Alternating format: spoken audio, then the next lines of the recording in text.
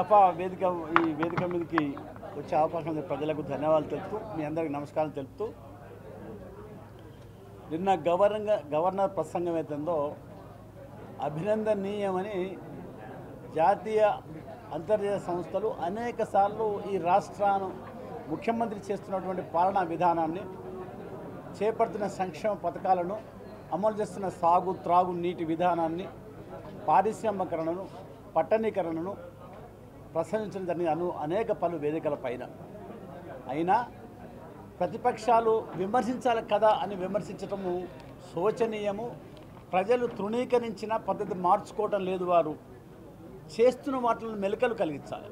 వీరు రైతు పెట్టుబడి ఇస్తున్నారు, రైతు బంధు ఇస్తున్నారు, దాన్ని ఈ మాదిరి మెలకువలు ఉంటే బాగుంటే అని చెప్తే బాగుంటుంది. రైతు బీమా ఇస్తున్నారు, ఇవాళ దేశంలో ఎక్కడ లేదు. దాంట్లో ఇంకొన్ని మెలకువలు తీసుకుంటే బాగుంటుందంటే బాగుంటుంది.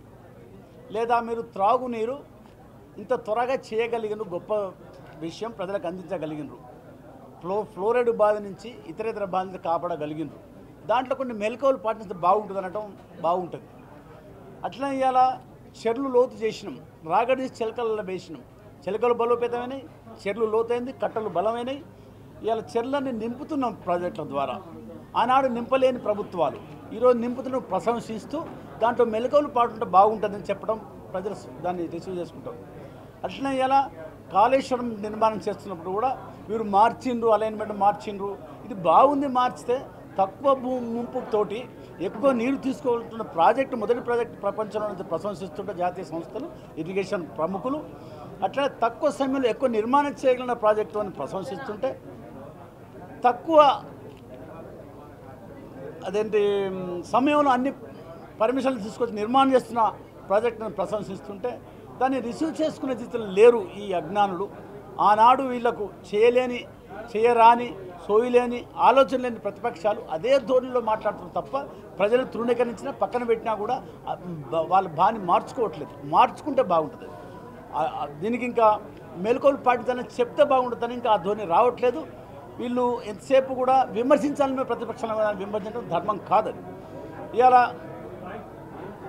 ఇలా పెన్షన్ ఉంది, ఇలా అనేక రాష్ట్రాలు దాన్ని అమలు చేసే ప్రయత్నం కూడా చేస్తున్నాయి.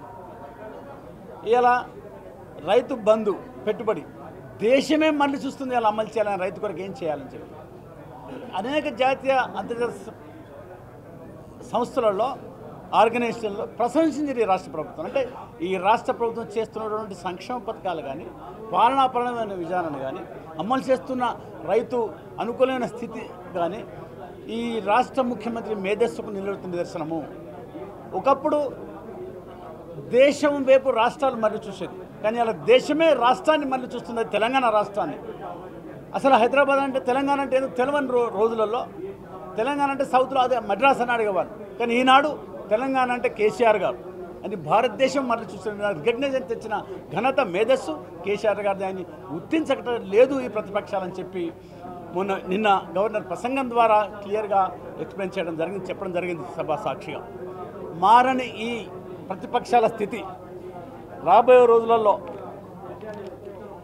ఇంకో టర్మ్ కానీ వాళ్ళు ఎంతసేపులో గెలిచినాడు పడుకొని నిద్రపోయిన వాళ్ళు తప్ప, ఓడిపోయిన ఇంట్లో పండుకునే వాళ్ళు తప్ప, వీళ్ళకు ప్రజా సంక్షేమం ఎలా చేయాలని క్రియేటివిటీ లేని వాళ్ళు, వీళ్ళు ఆలోచన సరళి లేని వాళ్ళు, వీళ్ళు ఇది ప్రజలు చూసింది వీళ్ళను.